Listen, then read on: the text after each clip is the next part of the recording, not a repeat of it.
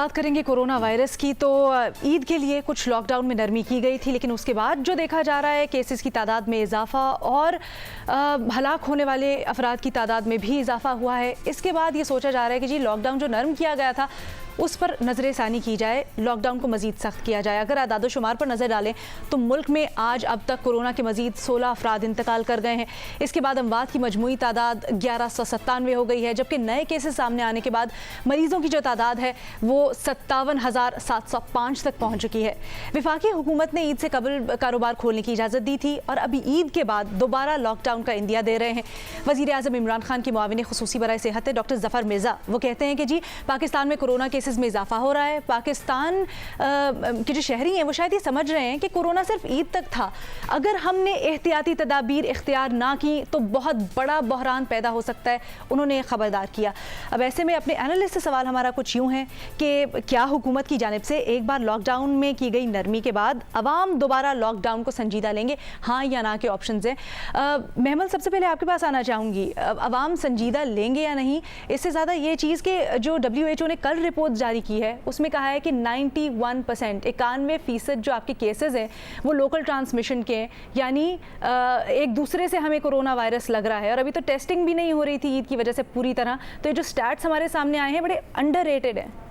बिल्कुल अलीना, देखिए जो आप कह रही है कि अवाम क्या इस चीज़ को संजीदा लेंगे कि नहीं, देखिए शुरू के लॉकडाउन को उन्होंने ज़रूर संजीदा लिया। अब अगर गवर्नमेंट री इम्पोज करती है तो मुझे लगता है कि अवाम को संजीदा लेना पड़ेगा, अगर वो चाहे या ना चाहे। ये उनके चाहने के ऊपर नहीं है कि वो संजीदा लेंगे कि नहीं।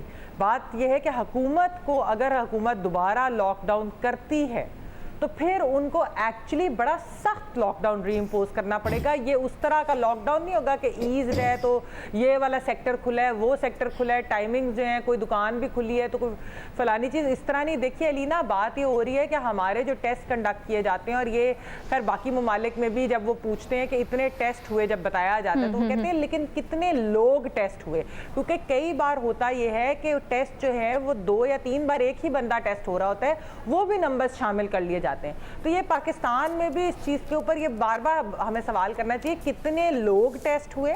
दूसरी चीज़ ये कि हमारी कैपेसिटी कब बढ़े, क्योंकि देखिए लॉकडाउन भी, मैंने पहले भी ये बात की है, अग्रेसिव टेस्टिंग के बगैर लॉकडाउन का भी फायदा नहीं है ना। आप जब आइडेंटिफाई नहीं कर रहे, आप वो क्लस्टर्स या वो लोग ही नहीं आप आइडेंटिफाई कर पा रहे, तो फिर लॉकडाउन से क्या होगा? थोड़ी देर के लिए कंटेन हो जाएगा, बट दैट्स अबाउट इट।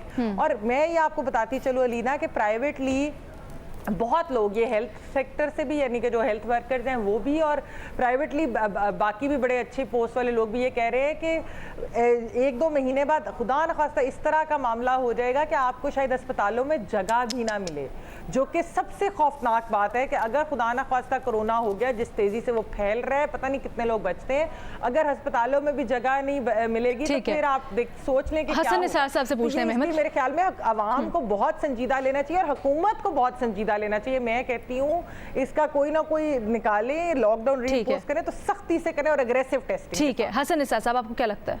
देखिए, पहली बात यह है कि अवाम अगर हुकूमत को संजीदा लेंगे तो फिर उसके लॉकडाउन को संजीदा लेंगे ना। लोग अगर गवर्नमेंट को संजीदा नहीं ले रहा है, कैसे लेंगे? दूसरी बात एक और है कि कोरोना के मामले में पहले भी अर्ज कर चुका हूँ, हम सब अंधे हैं और हाथी को टटोल के उसको डिफाइन करने की कोशिश कर रहे हैं। तीसरी और आखिरी बात मैं अर्ज कर दूं कि एक बहुत ज़्यादा पॉसिबिलिटी इस बात की है कि ये सिरे से पैंडेमिक हो ही नहीं, उसकी बजाय ये एंडेमिक हो जो वैक्सीन की तैयारी के बाद, जैसे मलेरिया है जी। तो इसके बारे में सर पैर किसी को पता नहीं। बाकी जो गवर्नमेंट है उसको, वो आप जानते ही हो, हफीजुल्लाह नियाज़ी साहब पीटते रहते हैं writ of the government. Rate of the government तो गवर्नमेंट के साथ लाज़िम मलज़ूम है ना जी। ठीक है, इसलिए छोड़ें, ये लंबी कहानी है। ठीक है, अवाम इसको कैसे संजीदगी से लेंगे? हुकूमत कोई संजीदगी से नहीं ले रहा है वो। हफीजुल्लाह नियाज़ी साहब आपको क्या लगता है? देखिए, मेरे लिए तो जो हसन साहब ने अपने पिछले क्वेश्चन के जवाब में, सेकंड राउंड में जो जवाब दिया था, मेरा तो कोरोना में बिल्कुल वही जवाब था।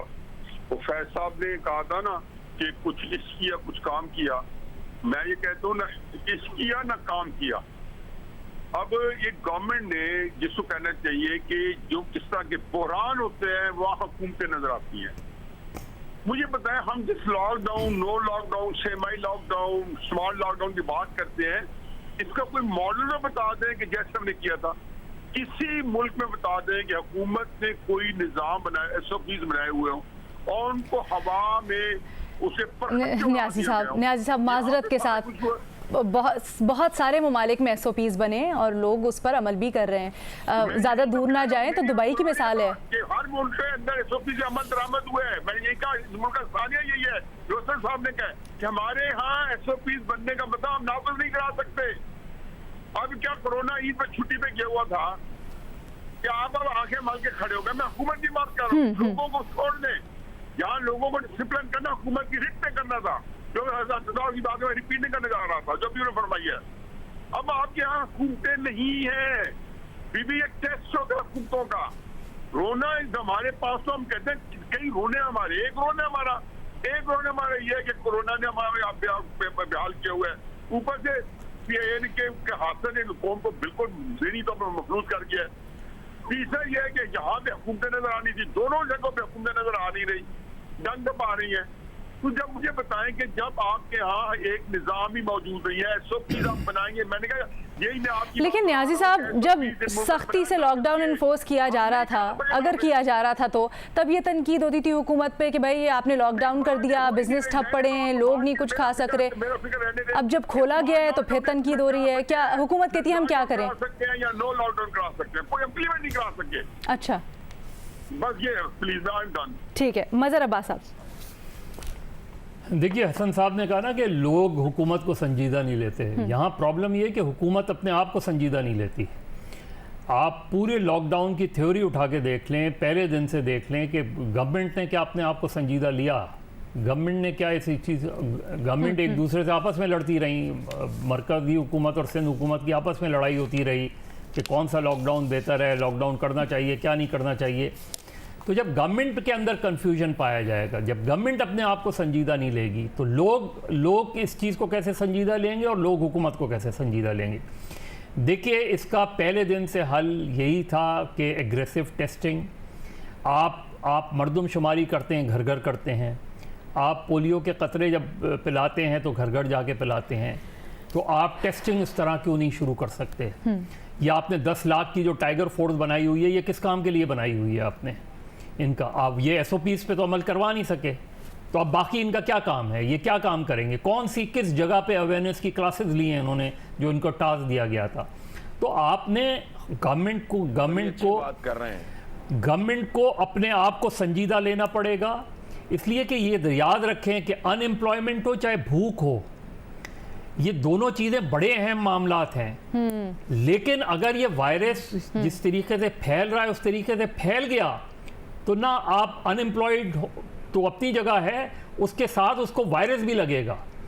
जो ये सिचुएशन है, इस वायरस को संजीदा लेना पड़ेगा, उन सारी चीज़ों पे तक़वियत देनी पड़ेगी इस चीज़ को। इसलिए कि आप एक मर्तबा सेहतमंद होंगे तो आप काम के काबिल होंगे। जाने तो मेरा ख्याल है हुकूमत अपने आप को संजीदा ले, इस मसले को संजीदा ले। जब हुकूमत अपने आप को संजीदा लेगी, इस मसले को संजीदा लेगी, तो अवाम भी हुकूमत को संजीदा लेंगे और SOPs पे अमल दरामद करना मुमकिन हो सकेगा। ठीक है, हमारे प्रोग्राम का वक्त ख़त्म हो गया। आपसे कल दोबारा मुलाकात होगी। एहतियात कीजिएगा, एहतियाती तदाबीर पर अमल ज़रूर कीजिएगा। हमारी सबकी आपसे इतनी गुजारिश है। अल्लाह हाफ़िज़।